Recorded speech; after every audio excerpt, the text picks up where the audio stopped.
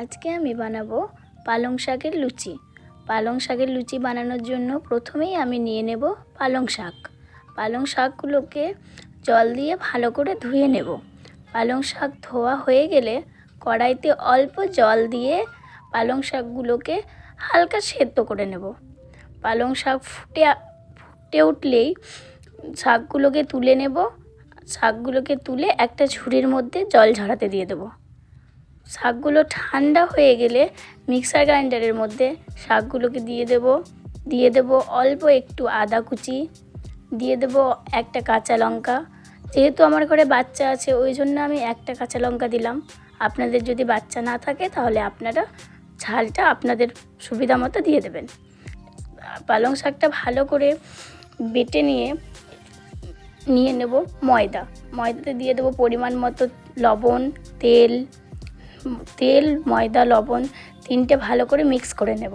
Mix করার পরে পালং শাকের বাটাটা দিয়ে অল্প অল্প করে দিয়ে একটা ডো বানিয়ে নেব। ডোটা ভালো করে মেখে নেব। দেখুন কি সুন্দর ডোটার কালার এসেছে, পুরো সবুজ কালার এসেছে। লেচিগুলো সব কাটা হয়ে গেলে কড়াইতে তেল গরম করতে দিয়ে দেব। কড়াইতে তেলটা গরম হতে থাক, ততক্ষণে আমি লেচিগুলো একটা একটা করে নিয়ে অল্প তেল দিয়ে বেলে নেব। বেলা হয়ে গেলে লুচিগুলোকে ফুল হিট তেলে একটা একটা করে দিয়ে দেব আর ভেজে নেব। দেখুন তেলে দেওয়ার পর লুচিগুলো কেমন ফোলে। ময়দা যত ভালো মাখাবেন তত ভালো লুচিগুলো ফুলবে। দেখুন লুচিগুলো কি সুন্দর ফুলে উঠছে, একটু চাপ দিতেই ফুলে উঠছে। এইভাবে একটা একটা করে লুচিগুলো ভেজে নেব।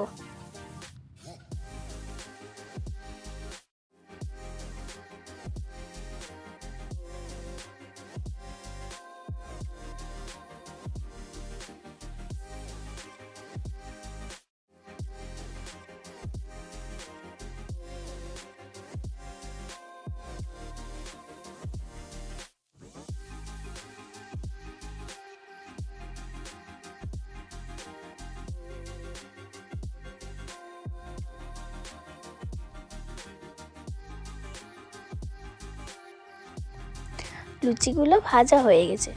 দেখুন লুচিগুলো কি সুন্দর দেখতে হয়েছে। লুচিগুলো দেখতে যেমন সুন্দর হয়েছিল, খেতেও তেমন খুব সুন্দর হয়েছিল। আপনারা বানিয়ে খেয়ে দেখবেন।